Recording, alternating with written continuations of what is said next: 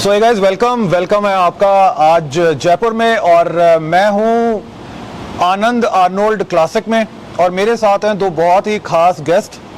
क्या है इनकी खासियत मैं बताऊं उससे पहले मैं आपको इंट्रोड्यूस करवाऊंगा इनके नाम से, और उसके बाद धीरे धीरे हम इनकी जर्नी की तरफ फर्दर बढ़ेंगे और जानेंगे कि इन दोनों ने लाइफ में क्या चीज़ अचीव की है। सो वेलकम है आपका Harjot. Thank you so much sir. And welcome है Anu. Thank you so much. आप दोनों का वेलकम है मेरे चैनल पर। सो गाइज ये हैं हस्बैंड एंड वाइफ और उसके साथ में हैं दोनों के दोनों प्रो, जी हाँ गाइज, प्रो एथलीट्स। एक हैं प्रेप कोच प्लस एथलीट और अनु हैं खुद प्रो एथलीट। आज इस चैंपियनशिप में यानी कि आनंद आर्नोल्ड चैंपियनशिप में अनु खुद पार्टिसिपेट भी करने वाली हैं। और कैसे इन्होंने अपनी जर्नी को स्टार्ट किया और हरजोत ने कैसे इनको ट्रांसफॉर्म किया ये जानना भी बहुत ज़रूरी है। सो हरजोत, सबसे पहले तो आप ये बात बताइए मेरे व्यूअर्स को कि कितने टाइम से आप दोनों मैरिड हैं, ये बात जाननी बहुत ज़रूरी है। हम लोग 3 साल से मैरिड हैं। पिछले 2019 में मेरी शादी हुई थी इनसे, और उससे पहले हम दूसरे को लोग जानते थे, जस्ट लाइक हम लोग एक ही कॉलेज में थे। अच्छा। बट कभी हमने एक दूसरे से बात नहीं करी थी। मतलब ये लव मैरिज हुई है? हाँ, ये लव मैरिज है। और एक्चुअली क्या है कि मेरी पर्सनैलिटी थोड़ी सी गुंडे टाइप की थी कॉलेज। ये मुझसे बात नहीं करते थे। अच्छा। ये दूर भाग जाते थे मुझे देखते ही, और पता नहीं शायद भगवान को क्या मंजूर था, और ऐसा हुआ बीच में कि 2018 में हम लोग मिले और बात हुई। ओके। डायरेक्टली मैंने पूछ लिया कि यार शादी कर लो। अच्छा। मेरे से नहीं होता ये गर्लफ्रेंड बॉयफ्रेंड। तो वो पोलाइटली पूछा या वो भी गुस्से में पूछ लिया? नहीं, वो इन्होंने पूछा था। अच्छा। सोनू, जैसा कि इन्होंने बताया कि इनकी पर्सनालिटी थोड़े से गुंडे टाइप थी, कैसे आपने गुंडे को पसंद कर लिया ये भी बता दो। चलो। नहीं पर एक्चुअली कॉलेज टाइमिंग में जब तो जो इनकी पर्सनैलिटी थी वो थोड़ी इस तरीके की थी, लेकिन आफ्टर अ वाइल जैसे ही टाइम आगे बढ़ता है इंसान के अंदर चेंजेस आते हैं, वैसे इनके अंदर भी काफी चेंजेस आए उसके आई एम श्योर शादी के बाद आपने चेंजेस ला दिए होंगे। वो सर ये ज्यादा बेटर बता पाएंगे। ओके। तो बड़ा जेलर तो फिर यही है ना। बहुत अच्छी बात है। सो गाइस, जैसा कि मैंने आपको बताया कि दोनों प्रो एथलीट हैं और इनकी जर्नी, फिटनेस की जर्नी क्या रही है, अब हम उस चीज के बारे में बात करेंगे। सो हरजोत, मैं जानता हूं कि आपकी खुद की जिम है राजस्थान के अंदर। हाँ जी, बिल्कुल। एग्जैक्टली कहां पर सिचुएटेड है और क्या नाम है उस जिम का? मेरा जिम का नाम है द फिटबॉक्स जिम एंड क्रॉसफिट, और मेरा जिम बीकानेर के अंदर है। बीकानेर के अंदर DRM ऑफिस है, रेलवे का ऑफिस है, नॉर्थ इंडिया का सबसे बड़ा, उसके ठीक सामने मेरा जिम है। और मैं इस फील्ड में पिछले 18 ईयर से हूँ। वाओ। जब से मैं शायद होश संभाला है, जब से मैं जिम्स को देख रहा हूँ, और काफ़ी टाइम मुझे कम्पीट करते हुए हो गया है। 2006 में मैंने मेरा पहला कंपटीशन खेला था डिस्ट्रिक्ट लेवल का। ओके। जब से लेकर के मैं लास्ट 2 साल पहले मैंने गेम किया था। थोड़ा सा रेस्ट पे हूँ अभी, और काफ़ी सारे एक्सपीरियंस हैं, काफ़ी सारे लेवल मैंने विन किए, जस्ट लाइक मैंने स्टेट लेवल विन किया है, डिस्ट्रिक्ट लेवल में लगातार 9 ईयर्स तक मैं जीतता रहा। क्या बात है। नॉर्थ इंडिया में मैंने सिल्वर मेडल लगाया है, और इसके अलावा यूनिवर्सिटी मेडल भी मेरे पास में है। तो आई होप कि जो नेक्स्ट अपकमिंग कॉन्टेस्ट होगा शायद वो उससे बढ़िया हो। बहुत ही डेकोरेटिव कैरियर है हरजोत का, नो डाउट। हमें इस बात को मानना पड़ेगा कि बहुत सारी विनिंग्स रही हैं, बहुत सारी अचीवमेंट्स रही हैं। सबसे खास अचीवमेंट जो आज हमें ये वीडियो बनाने के लिए मजबूर कर रही है वो ये है कि हरजोत ने अपनी वाइफ यानी कि अनु को ट्रांसफॉर्म किया और उस लेवल पर ले आए जहां से कि आज वो पार्टिसिपेट कर रही हैं स्टेज के ऊपर।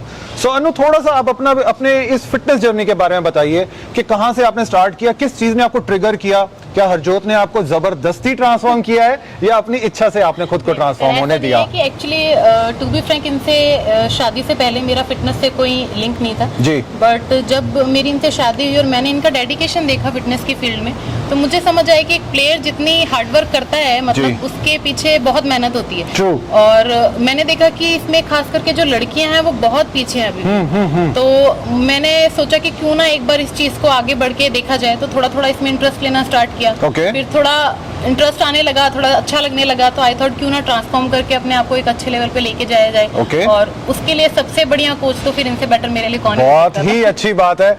जब आपके पास हो घर में एक प्रेप कोच तो आपको बन जाना चाहिए प्रो एथलीट। सो आज ये चीज होती है साबित यहाँ पर। सो अनु, आपने अपनी ट्रांसफॉर्मेशन के अंदर किन किन चीजों का खास ध्यान रखा since you are a girl? And Harjot, I am sure आप जानते हैं कि गर्ल्स के हार्मोन्स बिल्कुल। बहुत जल्दी जल्दी फ्लक्चुएट होते हैं। बिल्कुल बिल्कुल। सो मेरे बहुत सारे व्यूअर्स ऐसे भी हैं जो गर्ल्स हैं और वो खुद को ट्रांसफॉर्म भी करना चाहती हैं, इवन उनमें से कई ऐसी हैं जो मे बी स्टेज तक भी जाना चाहती हैं। तो थोड़ा सा अनु का रेफरेंस देते हुए आप उनको क्या गाइडेंस देना चाहेंगे? देखो ऐसा है सर कि मैं पहले ये कहना चाहूँगा कि सबसे पहले आप एक टारगेट सेट कर लीजिए कि आपको किस कैटेगरी में पार्टिसिपेट करना है। अच्छा। पार्टिसिपेट करने टारगेट बनाने के बाद में आप एक कोच इस तरह का सिलेक्ट करो जिसके ऊपर दाग कम से कम लगे हों। दाग कम से कम लगे हों? जी हाँ, क्योंकि कई ऐसा होता है कि कई कोचेज ऐसे हैं जो मेन के स्टीरॉइड्स वुमेन को दे देते हैं। ओह। उसके बाद क्या रहता है कि वुमेन को प्रॉब्लम होना स्टार्ट हो जाती है, True. लाइक ब्रेस्ट का साइजिंग डिक्रीज हो जाता जी है, जी जी जी जी। क्लिटोरिस इनलार्जमेंट हो जाता है, जॉइंट पेन रहता है, पीरियड इम्बैलेंस हो जाते हैं। तो मैन में बेसिकली क्या होता है कि अगर मैन में प्रॉब्लम हो जाती है इस तरह की कोई, जस्ट लाइक टेस्टोस्टेरोन के साथ में कुछ छेड़छाड़ हो जाती है या किडनी लिवर फंक्शनिंग पे कुछ फर्क पड़ जाता है, तो इससे क्या होता है मैन में ये चीज़ तो रिवर्स हो जाती है। ठीक है। बट वुमेन में रिवर्स होने में बहुत समय लगता है। बट रिवर्स हो जाती है? रिवर्स नहीं होती कई जगह, वो अच्छा। वॉइस का चेंजेस हो गया तो वो कभी रिवर्स नहीं हो पाएगी। मैंने सुना हेयर फॉल भी हो जाता है? बिल्कुल हेयर फॉल होता है। Okay. और हेयर फॉल इस तरह का होता है कि खाली सिर के बाल ही नहीं, पलकों के बाल, आईब्रो के बाल तक चले जाते हैं। जी जी जी ये जी। रहता है। तो इसलिए ऐसा नहीं है कि स्टीरॉइड देना चाहिए वुमेन्स को, मैं इसके सपोर्ट में बिल्कुल भी नहीं हूँ। ओके। हम एक अच्छे प्रोटीन डाइट से, अच्छे गुड कार्ब डाल के, एसेंशियल फैटी एसिड डाल करके और हम अच्छी सी मेहनत करके भी आगे बढ़ सकते हैं। बिल्कुल ठीक है। जस्ट लाइक ये नॉनवेज नहीं खा पाते हैं, अच्छा। एगिटेरियन है, तो हमने इनको एग डाइट के ऊपर रखा, काब दिए। कई प्रेप कुछ ऐसे होते हैं जो काब लास्ट तक बंद करा देते हैं, ठीक है। 10 दिन 20 दिन काब बंद रहते हैं। गर्ल्स के भी? बिल्कुल गर्ल्स के भी। अच्छा। ऐसा इनका बिल्कुल भी नहीं हुआ। इवन इन्होंने आज भी कार्ब लोड किया, कल भी किया, परसों भी किया, जीरो कार्ब पे ये बिल्कुल भी नहीं थे। वाह। और बाकी आप देख रहे हैं अभी जैसे अंदर हम चलेंगे तो जी। हम देखेंगे इनकी परफॉर्मेंस। हालांकि जो इनकी प्रेप है वो लगभग 4 से 5 महीने की प्रेप ही है। ठीक है। ये इनका सेकंड कंपटीशन है। इससे पहले इन्होंने एक विदाउट प्रेप कंपटीशन खेला था कि अपने अंदर का कॉन्फिडेंस को हम लोग सही कर सकें। ठीक है। और आई होप कि अगर ये सब चीज़ सही चलती रही तो हम इनको और भी ज़्यादा आगे खिलाएंगे। बट मैं नेचुरली ही प्रमोट करना चाहता हूँ और नेचुरली ही प्रमोट करूँगा। क्या बात है। मैं विन कर रहा हूँ या ये विन कर रही हैं या मेरा कोई एथलीट विन कर रहा है नहीं या- कर रहा है, उससे मुझे कोई मतलब नहीं है। स्टेज पे खड़े हुए हम अच्छे लगने चाहिए, दैट्स इट। बहुत अच्छी सोच है। और अगर इस सोच के साथ में आज सारे प्रेप कोचेस आगे आ जाएं और अपनी फीमेल क्लाइंट्स को, अपनी फीमेल स्टूडेंट्स को इसी तरीके से ट्रीट करना शुरू कर दें तो आई एम श्योर ये एक ब्यूटीफुल स्पोर्ट है और बहुत सारी लड़कियां जो हैं वो आगे आ सकती हैं और अपनी फेडरेशन का, अपनी स्टेट का, इवन अपने देश का वो भी नाम रोशन कर सकती हैं। अनु आप बताइए, आपकी ये जो ट्रांसफॉर्मेशन रही है being a athlete, I mean एक नॉर्मल गर्ल से बीइंग अ एथलीट, कितनी टफ थी वो? काफी टफ थी बिकॉज पर्सनल लेवल पे मैं काफी ज्यादा फूडी हूँ। अच्छा। कभी जिमिंग वगैरह नहीं की थी, कभी इतना डाइट कॉन्शियस नहीं थी अपने Okay. लिए। लेकिन जब इस फील्ड में आई तो बहुत अपने आप को प्रिपेयर करने के लिए, एक तो मेंटली बहुत प्रिपेयर करना पड़ता है जी। सबसे पहले तो।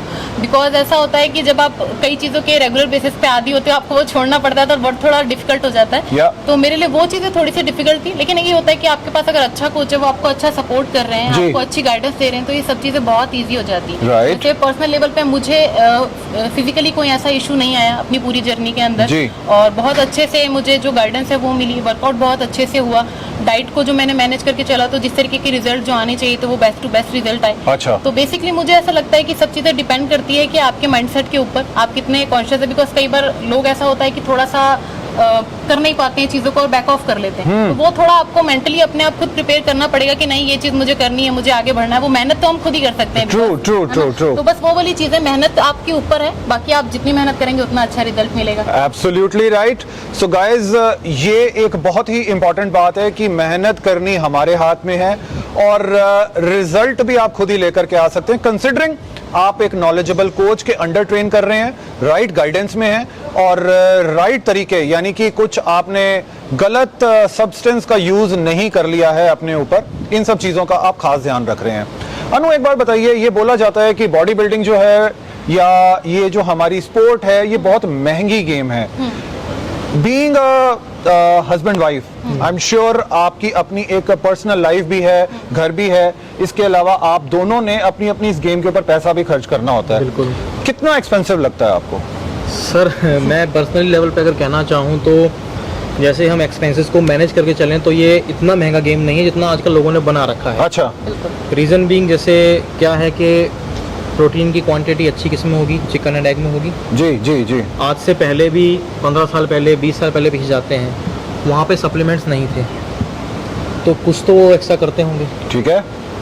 इसीलिए मैंने बेसिकली जितने भी स्टूडेंट्स हैं अपने, उन सबको चिकन पे, एग पे, नेचुरल प्रोटीन पे ज़्यादा रखा है मैंने। ओके। जब हम लोग नेचुरल प्रोटीन को यूज़ करवा रहे थे जी, तो उसके अंदर हमने BCAA को यूज़ नहीं करवाया। अच्छा। एसेंशियल एसिड वैसे ही मिल जाते हैं हमको। दूसरा ये है कि कार्ब, गुड कार्ब के लिए हमने आलू का, चावल का, बेसिकली जो नेचुरल डाइट हम लोग घर से मैनेज कर सकते हैं वो हमने की। 100 रुपये का चिकन आप डेली ले रहे हैं और आप 20-30 रुपये के या 50 रुपये के भी अगर आप एग ले रहे हैं तो इस हिसाब से 150 रुपये रोज़ के होते हैं। तो 150 का आप कैलकुलेट करो 30 से, तो इतना महंगा गेम नहीं है ये। अच्छा। तो मैंने इनको भी ऐसे रखा, मैंने इनको कोई भी सप्लीमेंट यूज़ नहीं करवाया सिवाय CLA के। एक CLA यूज़ करवाया, इसके अलावा कोई सप्लीमेंट नहीं था। सिंपली ये जो डाइट थी मैंने उससे करवाया, और इसके अलावा जो ये प्रैक्टिस कर रहे थे जिम के अंदर मेरे अंडर में करते थे, मैं सिर्फ शेड्यूल करवाता था इनको। राइट। इसके अलावा मैंने कुछ भी नहीं करवाया इनको। बहुत अच्छी बात है। सो गाइज, अगर आप टेक्टफुली अपनी प्रेप को प्लान करते हैं जैसा कि हरजोत ने बताया, तो आप बहुत इजीली अपने रिजल्ट्स लेकर के आ सकते हैं। कंसिडरिंग, मैं फिर से कह रहा हूं कि आप बहुत ज़्यादा सब्सटेंस का यूज़ ना करें। अच्छा हरजोत, जो एक बहुत मोटा खर्चा होता है वो होता है कोच की फ़ी। बिल्कुल। सो यहाँ पर अनु को एक एडेड एडवांटेज ये रहा है कि उनको कोच की फ़ी नहीं देनी पड़ी। ये सर सही उनको बात है। जिम की फ़ी नहीं देनी पड़ी, you know.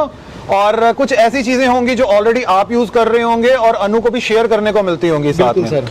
But Jin girls के साथ में ऐसा नहीं है कॉन्सेप्ट, वो खुद अपने लेवल पर कर रही हैं, उनके लिए आपकी और अनु आपकी, उनके लिए क्या एडवाइस होगी? आप दोनों की एडवाइस क्या होगी? सर बेसिकली मेरी एडवाइस यही होगी कि जैसे मैंने पहले कहा, आप एक टारगेट करके करो। अगर आपको गेम खेलना है तो गेम पर्पस पे सर खर्चा आएगा, ठीक है। लेकिन हम लोग पहले बात करते हैं फिजिकल फिटनेस की। ओके।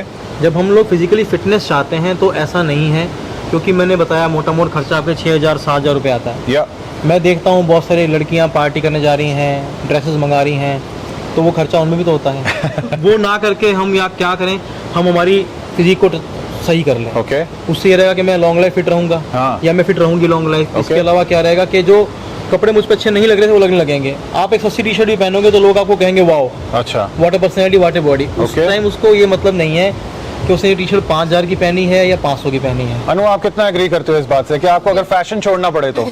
हाँ, सर मुझे ऐसा लगता है ये फील्ड ऐसी है कि इस टाइम में तो जब आप इतनी मेहनत करते हैं ना, उस टाइम में फैशन आपको दिखता ही नहीं है। ठीक है। बिकॉज जब आप मेहनत कर रहे होते हैं अपने शरीर के ऊपर, आपको ये लगता है मेरा शरीर अच्छा होना जी। चाहिए। बिकॉज इस टाइम पे आपको जो चीज एक अच्छे लेवल पे लेके जाएगी वो आपका शरीर है। राइट। ठीक है, वो आपके कपड़े नहीं है। Absolutely. है ना? तो मुझे ऐसा लगता है ये मैं बिल्कुल एग्री हूँ इनकी इस बात से कि बिकॉज जनरली मैं खुद नोटिस करती हूँ कि हम जनरली, जैसे मैंने आपको स्टार्टिंग में बोला मैं बहुत फूडी थी, अगर हम जनरल भी किसी रेस्टोरेंट में जा रहे हैं, हम खा रहे हैं, हम वीक में 2 बार भी जा रहे हैं, हम 3,000, 4,000, 5,000 का नॉर्मल बिल बना देते हैं जी। लेकिन उसी जगह पे जब हमें ये बोला जाता है कि हमें कुछ हेल्दी चीज अपने लिए करनी है, तो उस जगह पे हमें ऐसा लगता है this is healthy for us, या हम 4 क्वेश्चन करते हैं उस सामने Correct. वाले पर्सन से। Yes. तो मुझे ऐसा लगता है जो हम अनहेल्दी चीजों के लिए जब नहीं पूछते, हम उन चीजों के ऊपर खर्च कर सकते हैं, तो हेल्दी चीजों के ऊपर खर्च करना is not a big deal. बिल्कुल ठीक बात है। बिकॉज आपको कुछ ना कुछ फायदा ही देगी, फ्यूचरिस्टिक भी, आपकी बॉडी के लिए भी, हर तरीके से। Yes. तो बस मैं तो ये कहूंगी कि ये चीज इतनी भी कॉस्टली नहीं है जितना इसको बनाया जा रहा है।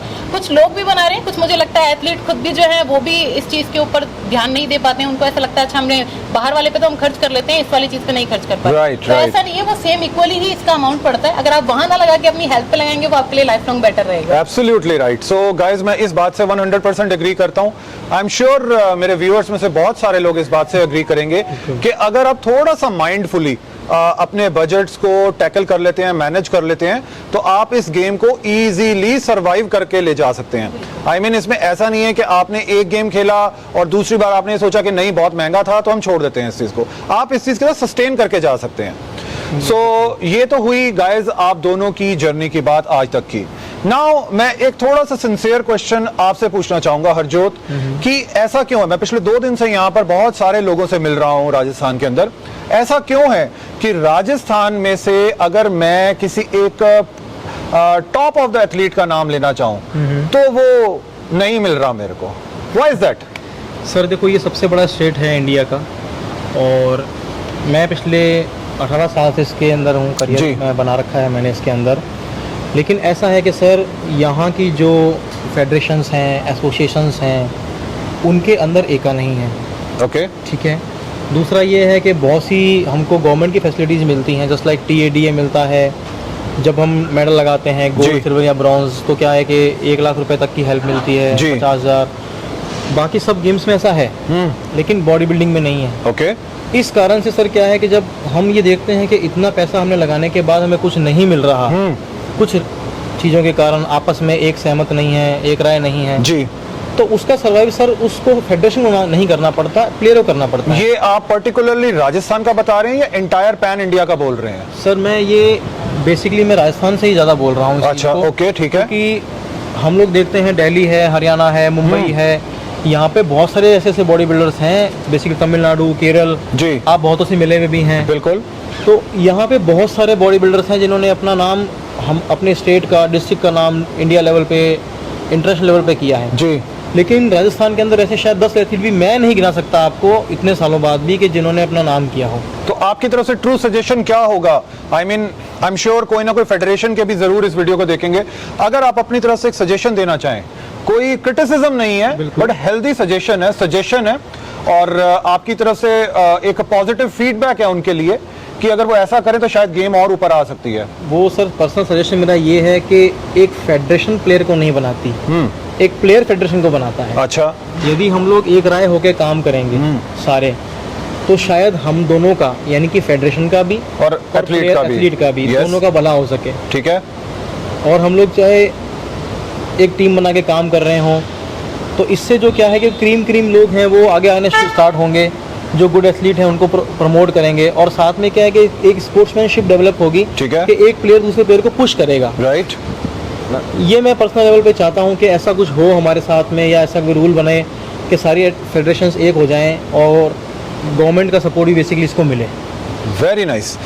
सो गाइज, ये थे हमारे आज के guest mister Harjot and miss Anu, और आज हमने इनसे की इनकी फिटनेस जर्नी के बारे में बात। इसके अलावा राजस्थान में क्या है स्टेटस बॉडी बिल्डिंग का या फेडरेशंस का, उसके बारे में आपको हमारी ये कॉन्वर्सेशन कैसी लगी? आप नीचे दिए गए कमेंट सेक्शन बॉक्स में अपने अपने कमेंट्स, फीडबैक्स, अगर आपकी तरफ से कुछ सजेशंस है तो वो भी ड्रॉप कीजिए। आई एम श्योर उन कमेंट्स को, उन कंसर्न्स को हरजोत या अनु ग्लैडली आंसर करेंगे आप लोगों के लिए। अगर आप लोगों के पास में अपनी तरफ से कुछ सजेशंस हैं, या आपको ऐसा लगता है कि हमारी इस कॉन्वर्सेशन में कोई सब्जेक्ट हमारी तरफ से टच करना रह गया है, तो आप वो भी जरूर बताइए, और आने वाले वीडियोस में मैं आपके लिए उन सब्जेक्ट्स को जरूर कवर करूंगा। So thank you so much guys, and thank you so much Harjot, and thank you so much Anu, मुझे और मेरे व्यूअर्स को इतना सारा टाइम देने के लिए। See you guys.